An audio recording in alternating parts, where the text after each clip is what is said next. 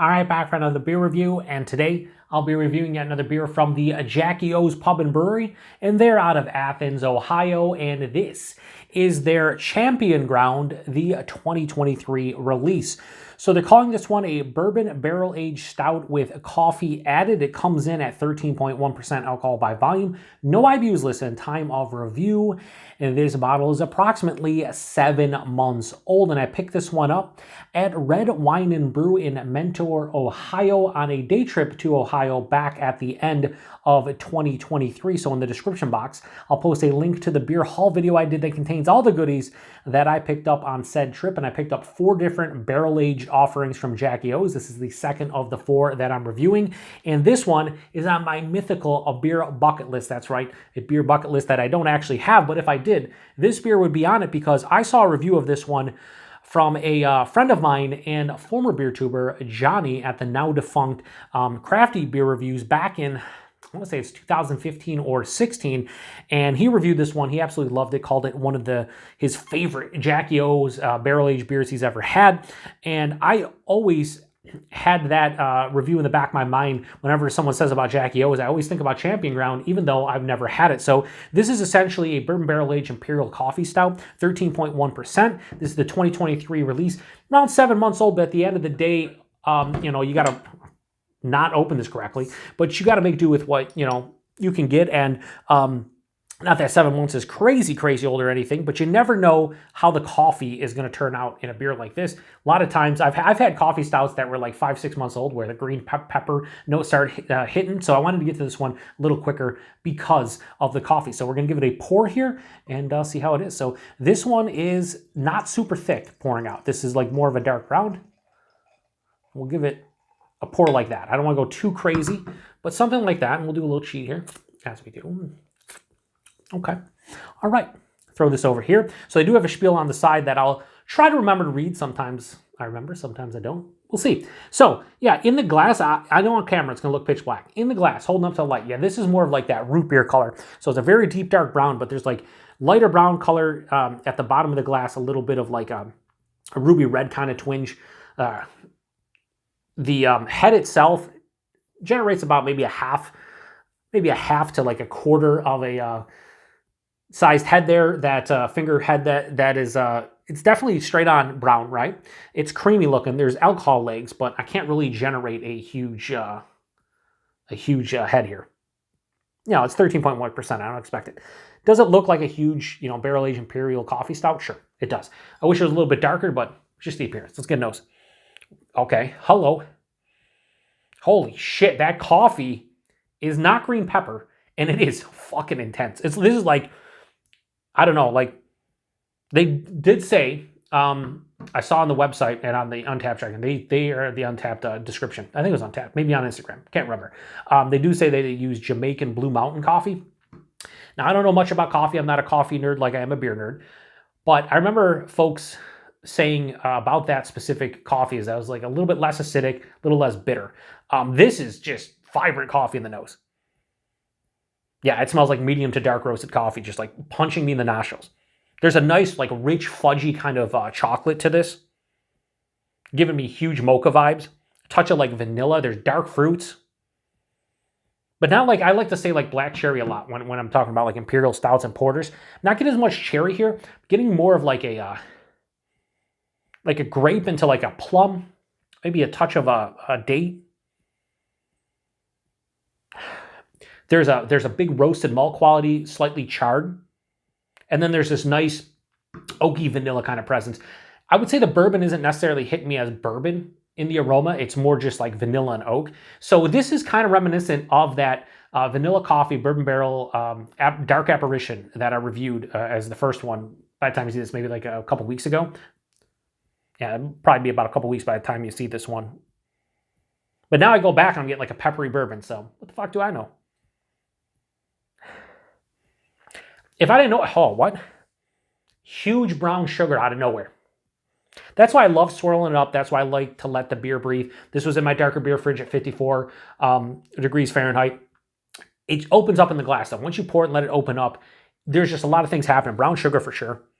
Maybe even a touch of molasses. And I was going to say, It almost gives me that like peppery bourbon into like a rye whiskey type of vibe. All over the place. Would I say it's very cohesive? Not really. But do I care? Not really, because it smells really awesome. Let's get into it. Cheers, everyone.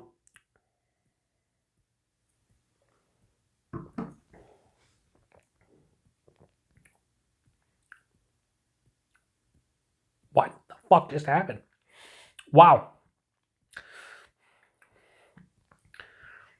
That first sip hit me like the aftertaste, and I've been eating a lot of this. I shouldn't say a lot, because I don't eat a lot of ice cream or gelato or like custard. But when I do, my preference nowadays is like a coffee version or espresso version. This finish off of that first sip hits me like an espresso ice cream or an espresso custard. Wow, that was decadent. Like that first sip was so decadent, so different than what I was getting in the nose.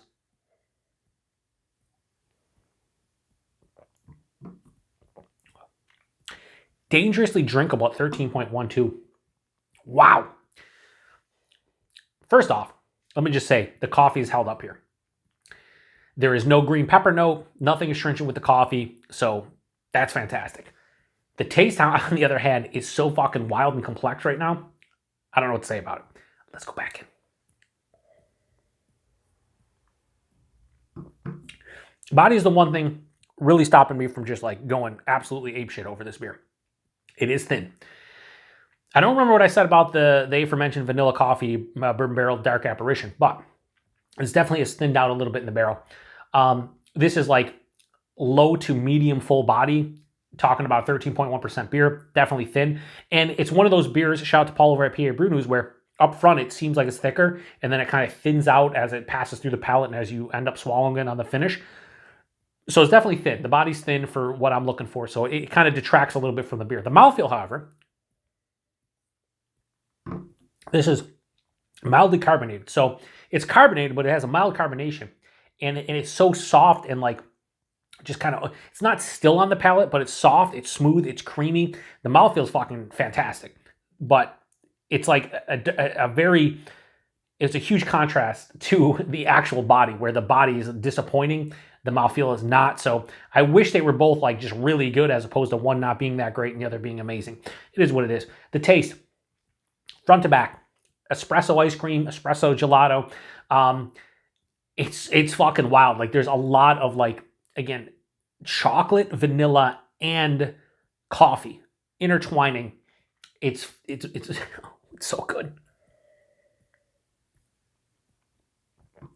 Right up front, there's, again, a deep roasted malt character. There's a ton of like fudgy, sweet, dark chocolate. Very rich, very decadent. The dark fruits aren't popping as much on the flavor as they were in the nose. There's a little bit of that underlying like grape, kind of plum, date, raisin thing going on, but just very slight. This one is all about, again, the coffee, the chocolate, and the vanilla. And again, there's only coffee in this, so that chocolate's coming from the base beer, the vanilla coming from the base beer, and probably the barrels. But so again, espresso ice cream. As it continues through, the bourbon hits, and again, it's peppery. It almost reminds me of rye whiskey. There's a little bit of oak tannin, dryness, but very, very mild. Vanillins for sure. This finishes not overly sweet, which is nice. This isn't cloying. This is not too big. There is a mild, I'd say mild to moderate bitterness, like smack dab in the middle. And then there is a semi to full-on dry finish, a little bit of oak tannin, but just a normal dryness as well. It's like espresso ice cream melted down into a 13.1% barrel-aged Imperial Stout. Like, it's not that sweet as you would get from like an ice cream or gelato or a custard, but it's kind of in the realm of that flavor profile in a beer. Is this better than the vanilla coffee bourbon barrel aged dark apparition? I think it is. And that had vanilla and coffee. This is just regular coffee. I would have never thought that I enjoy this one more than the vanilla coffee. Very slight preference to this one, but I think I like that like espresso kind of ice cream vibe in this beer without being too sweet. Like this definitely is sweet. It's a rich, decadent beer, but it's not cloying. I've already drank a decent amount of this, and I am not sitting here like struggling. You know, a lot of times when you drink like example, you'll get like this big Imperial pastry stout that's like 12% and all these sweet flavors, and you get, you know, it's very akin to like a fruit smoothie sour where you get about 2 or 3 ounces in and you're just like, yeah, I don't know if I'm gonna be able to drink half of this, let alone the rest of the bottle or can. That is not happening here. Like I am definitely drinking the rest of this and I'm not hating my life. 13.1%. Not a huge booze presence on the palate or anything, but there's a big warming into my chest and I just feel it. Like in my head, in my body, upper body, just like, yeah, this is definitely a big boozy kind of beer and I'm here for it.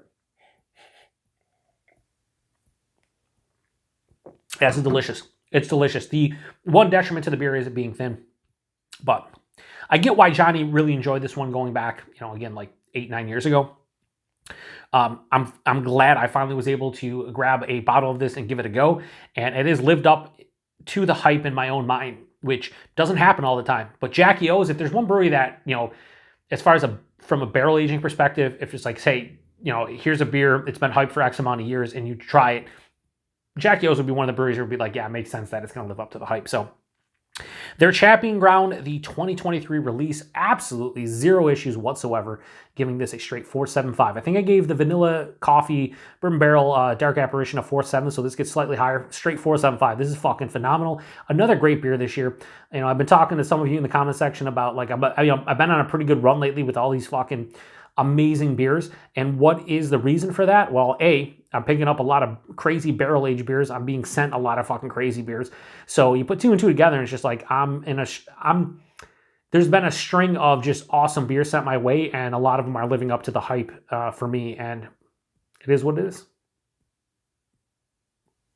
I'm not going to complain. Let's read the side. Let's make this fucking, 20 minutes long. Who cares? Most of you tuned out by now. I gave a score, whatever. Would talk about price point availability. But, I'm one of the beer tubers out there that I will always say this. I don't give a shit how long my videos are. I know the wheelhouse that a lot of people probably like watching reviews are 5, maybe 5 to 8 minutes, 5 to 10 minutes, whatever the case may be, 6 to 8 minutes.